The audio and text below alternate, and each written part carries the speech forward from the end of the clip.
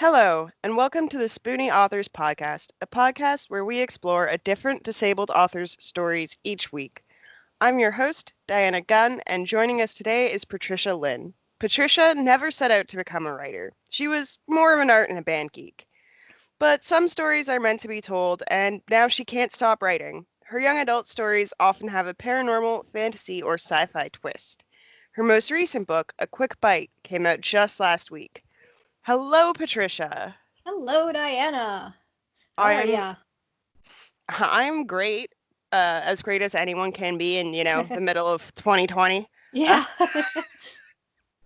I'm very excited to chat with you about your book, A Quick Bite. So can you tell us a bit more about this?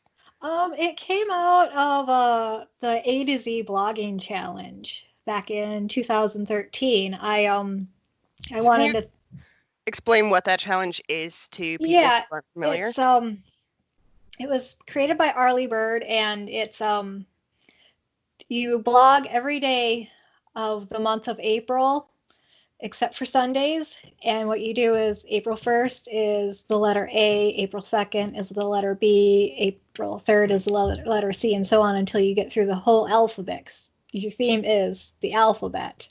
And you can have any sort of topic you want out of that. Like there's history buffs there, artists, plenty of writers, So it's a really great community, and we do it every year.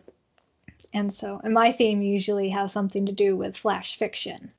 And that's kind of how I came about all these stories. Was I was writing them every April, and then I decided to compile them into a collection and expand them a little bit from 100 words to 200. Wow, those are some really long stories. So can you explain, so on your website it actually says that they are pieces of microfiction. So can you explain what the difference between flash fiction and microfiction is? Like what do those terms actually mean?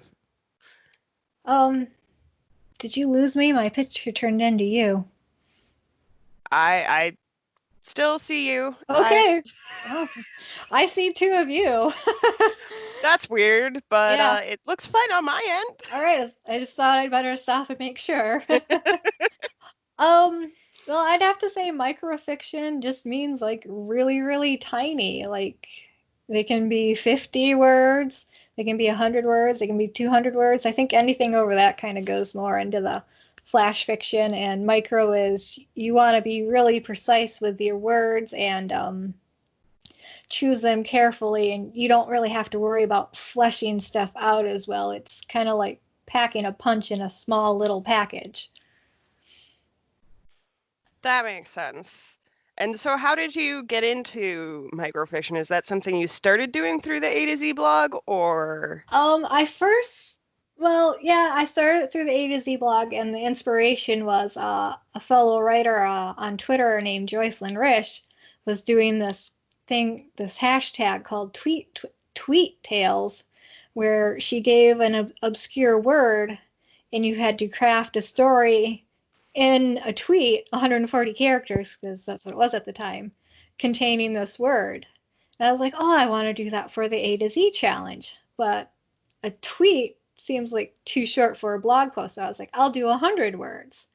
And it kind of went from there. And now I have like a few hundred drabbles, because that's what 100-word flash fiction's called, sitting on my hard drive, and got to do something with them. How many of them actually made it into A Quick Bite? I did 45 stories total, but I know there was a few that I wrote after the A to Z challenge just for this collection to get to that number. Awesome. Microfiction sounds like a lot of fun to me. I have never figured out how to write short fiction of any kind. But it does sound like microfiction would be a really great thing, especially to have on, the days when you're feeling down. Mm-hmm. So how did you choose the tales that you compiled into the book? What was that process like? Was it just everything you had from a specific year of the A to Z challenge, or? No, the theme was just anything with vampires, werewolves, or zombies in it. That's great. Yeah, and there was a few that actually, when I first wrote them, didn't have that, but I was like, yeah, I can put a werewolf in this.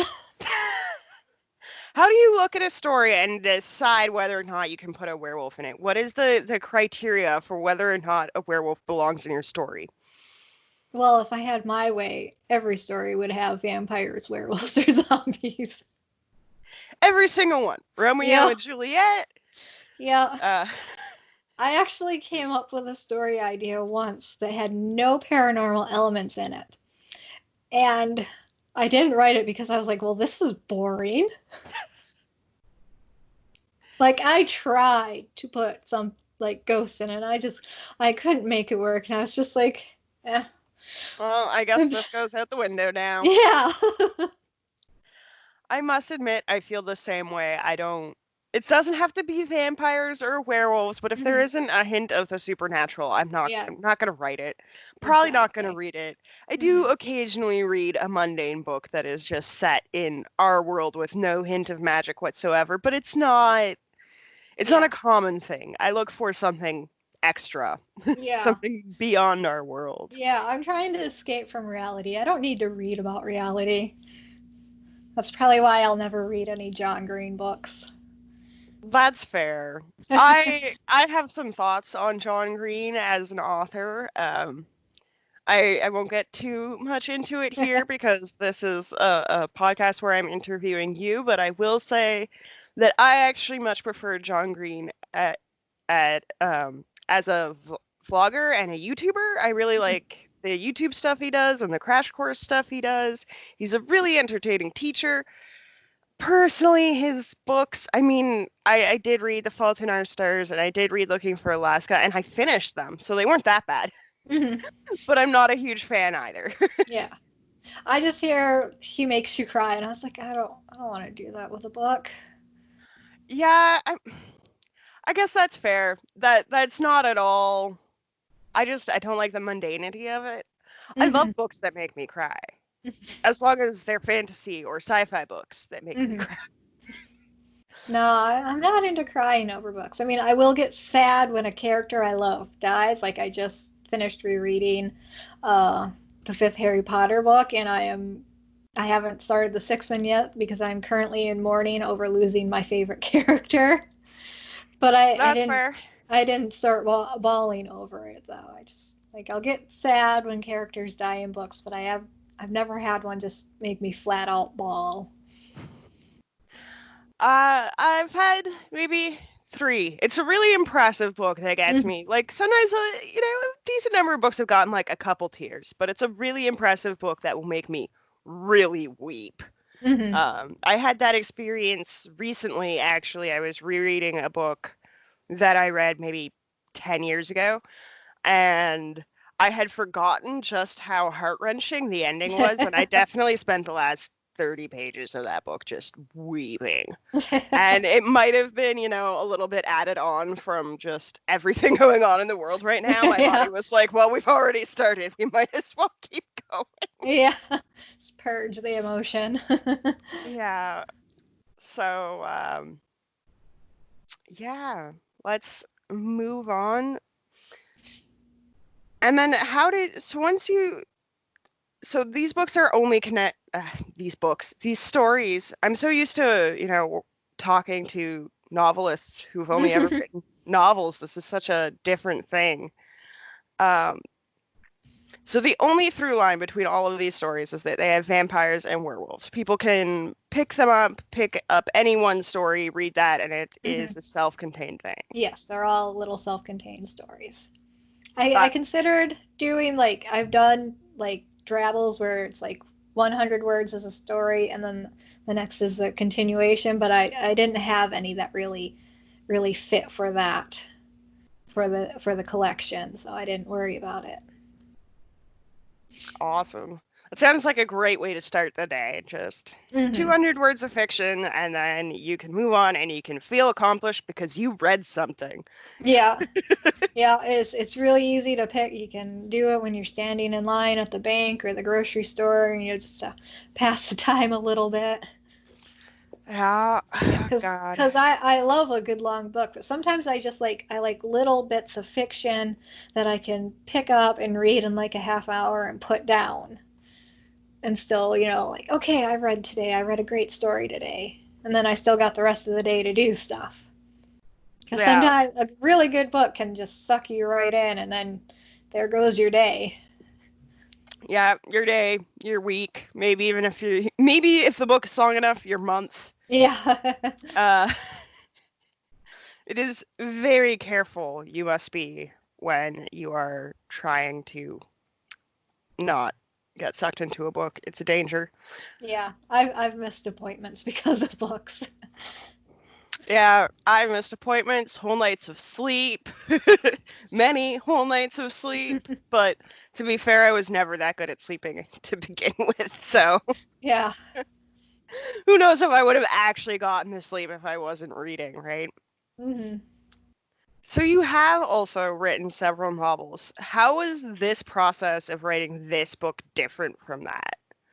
I say I don't have, like I said earlier about the microfiction, you don't really have to worry about fleshing stuff out. You don't have to worry about building layers on the characters because you only have, like in this collection, I only have 200 words to do it, so I can't really get into the motivations or, like deep motivations. Like some of the motivations are just kind of really obvious and right there on the surface. You don't dig into the character or the setting. You just pick a few words to get the vague picture and hope that the reader can fill in the rest. Yeah, you rely a lot on the reader for that. That feels like a real exercise in trust. Yeah. But then you can also use like tropes and like things that people know every day in their life where you don't have to say like the bed had a duvet on it and piles of pillows. You just say he had a bed. Where in a Yeah. fiction novel you might go into the bed a little more, especially if you're writing a romance. Yeah, you might say the bed was drowning in pillows if it had that many pillows on it, but otherwise you're not gonna. Yeah. Did you name the characters in these stories? Some of them have names, and some of them are in first person, and I think there might be a few where I didn't give any names at all. Like when you're writing microfiction, you don't really always have to worry about naming a character because you're just telling a quick tale. So sometimes I just go she, he, they. See, the reason I asked was because I was wondering if you have a secret trick for naming that many characters. Oh, no, but I did have to go through, write down all the names and make sure that they were diverse enough and that I didn't have 20 Sarahs in 20 different stories. Yeah, that would that would be problematic. Yeah. That would confuse readers, to be sure. Yeah. But that was a pretty easy task. 'Cause like I said, I just went through, I wrote down all the names and made sure they were different enough, and then just Googled baby names to pick out a few more if I needed them. Yeah, baby name websites are great. Although it's Yeah. really obnoxious when you go and you're researching names and then for like 3 weeks afterward, all of your ads are trying to sell you baby stuff. Oh, yeah. I'm just like, no, internet. I was not in any way intending to have a child. That is not what's going on here. That is probably why lately YouTube has been showing me baby ads. So my husband says to me the other day, he's like, "You're not telling me something, right?" I was like, No, we're good. It's like, I don't know what YouTube's problem is. Apparently YouTube thinks we need a baby. We don't. Don't worry. Well, there's also the thing with, especially with YouTube, where once you have like one ad about one type of thing, then all of your ads are about that type of thing for like a really long time, I've noticed. And yeah, it's really obnoxious when it's babies. Yeah. Or political ads. I've been getting a lot of political ads on YouTube lately. And I'm just like, skip, skip, skip, skip, skip, skip, skip. Yeah. Skip as fast as you can. Yeah. So on top of your microfiction and your novel writing, you do a whole ton of crafts, a wide variety of crafting. I always love seeing your posts. So how do you balance all of these different creative projects, and how does your struggle with chronic fatigue impact that balance? Honestly, I'm not very good at balancing. I have a very all or nothing personality. I will work on writing, like focus, double down my nose to the grind on writing, and then I'll stop and then I'll switch and I'll focus on art or something and do nothing but art. Like there was a week recently where I did nothing but work on graphic design and learning GIMP. So it's like I don't know how to balance stuff. It's yeah. So I can't really give a good answer for that. The most I can do is say that I try to like be mindful of how I'm feeling so I don't wear myself out and crash into chronic fatigue. Wow. And how do you keep track of that? Is there a way that you know when you're about to have an episode or when you're pushing yourself too far? Um yeah, I'll start feeling tired earlier throughout the day, like, and I'll start like taking naps in the evening after dinner and stuff like that. So, and like just like the stuff that I was doing every day easily all of a sudden is slowly becoming harder and harder, and it's like, oh, gotta slow it down. Uh, Gotta work with this body, as troublesome Yeah, as it is. yeah, it doesn't know how to work on its own, so I gotta keep an eye on it. Yeah, that's really important. And is there, um, what do you do when you do crash? Do you just take a bunch of days off? Do you do a minimal amount of work, or I guess you're an all or nothing, so you probably do nothing. Well, no, I do have a minimal amount of stuff that I do try to get done every day. So I'll like try to get those done. Like if I have to, like, I don't know, clean the bathroom, I'll make sure that'll get done, but then chances are I won't do anything else.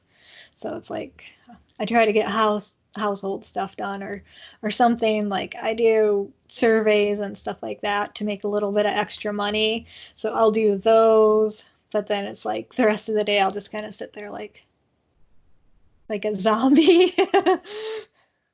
Yeah, that's how I channel the paranormal so easily. I'm part I'm part zombie because of chronic fatigue. I don't think you can be part zombie. I Yeah, don't it's I don't know probably that it not. works like that. Yeah, Uh, I don't know. You can be half vampire. Apparently, I'm still not really sold on that, to be honest. So how does it feel to be a vampire writer in the age of Midnight Sun?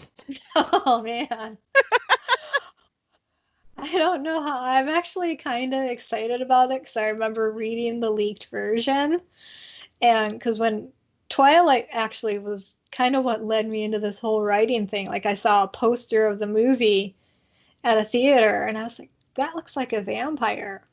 And so I found the book and I read it and got back into reading because I hadn't read in like ages. And so like I devoured the series and became a twihard for a while. And then I defected to the hater side because I was just like, yeah, Edward's too brooding and stalky and doesn't respect boundaries. He needs a good punch in the face. Yeah, a little bit. Yeah. But then I saw Midnight Sun was coming out, and it's just like, and I remember just reminded of how much I enjoyed the stories and everything. And it's like, so I probably will get the book and read it because I want to read it, and it'll be interesting to see how I feel about it this time around. Now that it's like, what, 10 years later, I want to say. Longer, because it Yeah, was, longer. yeah, because it's definitely before my husband and I got married, and we've been married 9 years. So yeah, maybe 15 years. I don't know. Somewhere between 10 and 15, I think. Hmm. I know that I was 13 when I read the Twilight books, so that would have made it 13 years ago, but I know that I read Twilight like after it was out, and I think the second, possibly even the third one were already out when I read it. So Well, timelines are hard. yeah. Well, I know my husband was still in college, and that's been a good long while. But yeah, I'm actually a little bit excited and curious about it, because Twilight is what got me back into reading, and that eventually led me to writing. So I have to give Twilight some props for that. I can't be a complete hater now. And who knows, I may pick it Yeah. up and be like, oh, and remember exactly why I love it and go back to the Twihard side. Yeah, that's fair. I land firmly in the middle. I think Twilight's not as bad as a lot of people think it is. Hmm. I really hate Edward, though, so I can't see myself reading Midnight Sun, but as a vampire enthusiast, I am Hmm. excited to see what else this brings us. I really hope Yes. this is a vampire renaissance. Yeah. Let's bring back the vampires. Yes, shower me in vampires. Yeah. That's a weird image, actually. Maybe don't. Yeah. Uh, but definitely give me more stories about them. I'm here for that. Whatever your feelings are about Twilight, Twilight did really great things for YA as a genre, and it Yeah. brought vampires back into the limelight. And I'm okay if Midnight Sun gives the YA genre a huge boost and brings vampires back again. Yeah. I'm really here for that. Yeah. Can I just request, can we not have love triangles? Because I hated those. Oh my God. I'm gonna make Please. an addendum to that. We can only have love triangles if they end in polyamory. That's the Okay. only kind of love triangle that I want to see in Yes. 2020. Yes. I would definitely go for that. There's. Yeah, there are definitely some very, very famous YA series where my solution to the love triangle is, why don't you just all date? Yeah. Sometimes there's real chemistry and there's just this vibe, and you're like, Hmm. guys, you're missing an obvious opportunity here. Yeah. And I know polyamory is not for everyone, but Hmm. like, it would be nice to see love triangles end that way at least Yeah. some of Yeah. the time. Yeah. Yeah, definitely. Yeah, I can say honestly, there was only one deep, good love triangle I read, and that was by a fellow writing friend, Mary Beth. And it was actually, she wrote the story. It was a parody at the time, because it was when the love triangles and the YA was really big. And so she wrote this parody romance called Tears of a Clown, where this juggalo chick who wears the juggalo makeup has two hotties fighting over her in high school. And like, that's the only love triangle I read that I really enjoyed, because the book was funny, but the love triangle actually was, it wasn't just, oh, she's definitely going to end up with this guy and this guy's just for drama. It was just like, I didn't know who she was going to pick. And that Yeah. was my problem with love triangles at the time. It was obvious. It's like, Oh God, yeah. It was so obvious. And honestly, half the time it was obvious because one of the people was a real creep. mm-hmm. Yeah. And so it was like, if both of these options were like decent choices, it would have Yeah. even been different. But Yeah, that sounds exactly. like an amazing story. I actually used to be friends with a bunch of juggalos back in my high school days, so Hmm. um I will have to check that out. What did you say the book was called? Tears of a Clown. Tears of a Clown. Yeah. That is not something that I would have automatically gone to for the title because I Mhm. don't really like clowns, Mhm. but it sounds great, so I'm going to have to check it out. Yeah. Definitely check it out. So bringing things back to discussing disability, you struggle with chronic fatigue. I don't know the details behind that, but I do know that it's been an ongoing problem for you for a while. So what is it that you really wish people would understand about life with chronic fatigue, and especially that you wish other authors who are trying to write stories with characters with chronic fatigue would understand? That's a tough one, because I'd say the most thing I want to tell people is it's more than just being tired. Even though all the time when somebody asks me how I'm doing, I usually just reply with, I'm tired. It's like, it's more than that, but I'm telling you that because it's something you will understand. Because it's not just tired, not just I can go to sleep and wake up refreshed. It's like I can try to fall asleep, eventually get to sleep, and then wake up feeling just as tired, and if not more tired and worse off. It's like a lack of energy that just is draining. I guess that's what I'd like to tell people to be aware of. Yeah, this is not your garden variety tired, folks. Yeah, a little power nap does not fix it. I wish it did, but no. Usually when I take a nap, it's like 3 hours later. Yeah, I identify with that comment. Yeah. And then another hour before I'm finally fully awake again. Yeah, that's really frustrating. Mm-hmm. Sleep is weird when you're disabled. Yeah, and it's so annoying because, it's so vital to life. It's like you need sleep. I mean, it's like, man, if I could just get a good night's sleep, I would feel so much better. And then you see all these people who sleep well, and you're like, you lucky bastard. Right? Especially the people who fall asleep in like 5 minutes. My husband. I don't know. I think those people, they're not telling us because they don't want us to enjoy the same pleasureful sleep as they do. But I think those people made some sacrifice to some demon somewhere. That's just magic. Yeah, I know. Yeah. Yeah, it's like every night, it's like we get in bed, and like in 5 seconds, he's fast asleep, and I'm just like, why did I marry you? And as the person with chronic fatigue, I bet half the time you're the person that suggests going to bed in the first place, and then you're just lying there like, well, this isn't fair. Yeah. Yeah. I mean, Well, I don't speak from experience at all. although sometimes I'm just like, we get up the next morning, and I'm just like, how on earth did you sleep next to me? I was tossing and turning and kicking you and shoving you. It's like, you slept through it all. It's like, how can I have that power? It's this demon sacrifice. Yeah.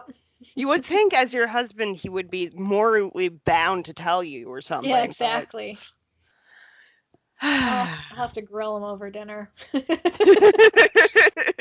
Yes. What demon did you make a sacrifice to, and what did you sacrifice to them? I must know. Yes, I'll loosen his lips with a little bit of wine first, and then we'll start the questioning. And then I'll update you on the answer. Yes. So one of the biggest reasons why people tend to have these misconceptions about disabilities and things like chronic fatigue is because of the way that these issues are portrayed or not portrayed in a lot of cases in the media. Yep. Can you talk a little bit about what you've seen in terms of disability representation and what you would really like to see moving forward? I've noticed with the disability, they like to do the extremes, like the extremely disabled characters, or or have it so mild that it really, the character could, you could not mention it and you would never know. Like I'd say, this isn't really about fiction, but I watched a documentary on Netflix about Tourette's syndrome, and the thing I noticed with all the people they interviewed was they interviewed everybody who had really extreme Tourette's and would, just shout swear words and stuff like that randomly. And actually, people with Tourette's aren't like that. Like, the yelling swear words is only 10% of having that. And I can't remember the word for it. I know it starts with a C. But yeah, it's like whenever you see, and then, autism's another one that I can point out in fiction. Like when you see autism in fiction, like whether it's movies, books, comic books, you'll see like the really extreme cases, the ones that are completely nonverbal and you can't touch them and they have to follow their routine to the T or else they just completely dissolve. And it's like, actually, it's a whole lot more than that. It's like there are people that you see where they have a disability, but you honestly wouldn't know because it's mild, and we only see the extremes mostly when it comes to fiction. Yeah. I think that is something that happens too with mental disabilities is that a lot of the time characters are coded as having, especially like more mild forms of autism. Mm-hmm. Although I struggle a bit with the terms mild and severe in relation to autism, but at this moment nothing better is coming to mind. Yeah. And so I feel like there are a lot of characters in mainstream fiction who are coded as autistic or coded as having depression or anxiety, but that it's never outright stated unless it's extremely, interfering with their life. That's the Mm-hmm. only time that we ever have it stated, which really Yeah. frustrates. Yeah. Yeah. Or then we'll have those characters to where they have these disabilities, but then they're running around like an able-bodied person. Yeah, It's the like, disability has no impact on their lives, and you're like, yeah, that's not real. yeah. Which is the tricky thing when you're going to be writing about a disabled character, because it's like, okay, can this character actually do all these things the story requires? It's like, you gotta think about that, and you're like, well, maybe not. Maybe you want something a little different for your character. Yeah, or maybe you have a disabled character and you don't have the right story for them. Yeah, Something exactly. needs to be rethought. Yeah. That's very true. I think a lot of writers right now are just, not just with disability, but with diversity in general, are just sort of stating they have diversity in their stories. They'll just sort of casually make a character a different color or casually make a character gay without thinking through what that means for Yeah. how the character lives their day-to-day life. Yeah. Yeah, but like it's like it's gonna affect the character differently than it would you if you were that main character. Like I had it was in my Path of Angel series, I had a character, one of the Angel brothers, Joe. For a while I considered the model on the book cover is actually a Latino model. And for a while I considered, I was like, well, maybe I'll have him throw in some Spanish words when he's talking. And then I sat there and I was just like, it doesn't feel right. It felt forced. And it's like, and plus, I don't know enough Spanish because I'm up in Michigan and I didn't want to learn Spanish. I wanted to learn French. So it just felt like it wouldn't be authentic. So, and it just didn't feel like it fit them. So I was just like, well, you can be a Latino character and not throw in Spanish words every time you open your mouth. So, the cover Yeah. art, the cover model is, Latino, Latin. So that was good enough for me. It's like I'm not gonna force him into this cookie cutter cliche diversity just because I want to be diverse. It's like, no, it has to be authentic. Yeah. A lot of those cliches do more harm than good anyway. Mm-hmm. Yeah. And, a lot of the times readers can tell when you're forcing stuff. Yeah.